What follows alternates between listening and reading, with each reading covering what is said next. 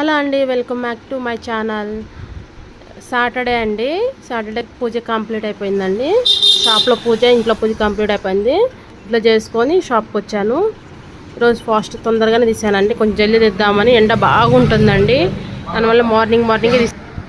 దానివల్ల మార్నింగే తీసానండి. పూజ అయితే కంప్లీట్ అయిపోయింది. షాప్లో కూడా మిషన్స్ కూడా ఇట్లా క్లీన్ చేసేసుకొని మిషన్స్ కూడా పూజ చేసుకుంటానండి. నేను పూజ చేసేసుకున్నా. ఓన్లీ ధూపం వేస్తానంతే మిషన్స్కి.